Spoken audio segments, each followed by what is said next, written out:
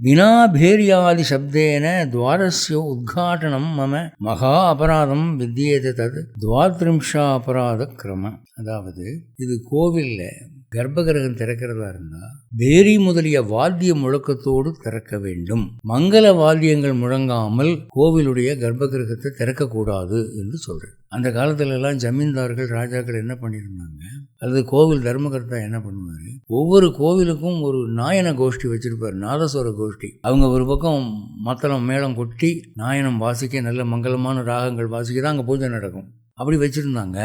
அப்போ உங்களுக்கு நாதஸ்வர கோஷ்டிக்கும் உங்களுக்கு சம்பளம் கிடைக்கும், சாப்பாடு கிடைக்கும். அப்போ நாதஸ்வரம் வாசிக்கக்கூடிய நாயன கலைஞர்களுக்கு நல்ல வாழ்வு வேற இருந்தது. இப்போ வர வர அதெல்லாம் போச்சு மிஷின் ஆக்கிட்டாங்க, பஞ்சவாத்தியம்னு ஒன்று. இன்னும் சில பேர் இந்த நாதஸ்வர வாசிப்பை ரெக்கார்ட் பண்ணி அதை ஆன் பண்ணி விட்டுறாங்க. எல்லாம் செயற்கை. உள்ள விளக்கு ஏற்றுறத கூட நிப்பாட்டிட்டு எலக்ட்ரிக் லைட்டை போட ஆரம்பிச்சிட்டாங்க. இயற்கையான மங்கள ஒலி தான் பகவான் விரும்புகிறான். உண்மையான நாதஸ்வர வாசிப்பு, உண்மையான அந்த மத்தளம், மிருதங்கம், மங்கள ராகங்கள், அது எனக்கு ரொம்ப பிடிக்கும். அது இல்லாமல் சும்மா கர்ப்பகிரக படாரணை திறக்கிறது, படாரணை மூடுறது எனக்கு பிடிக்காதுங்கிறார். அதனால கோவிலில் மங்கள வாத்தியங்கள் அவசியம். வீடுகளில் நாம் அதை செய்ய முடியாது. அதுக்கு பதிலாக வீடுகளில் என்ன செய்யலாம், மணி அடிக்கலாம். திறக்கிற போது ஒரு வெள்ளி மணியோ சாதா மணியோ வச்சுக்கிட்டு மணி அடித்து ஒரு மங்கள ஓசையோடு கதவு திறக்கப்பட வேண்டும் என்கிறது அவருடைய தாற்பயம்.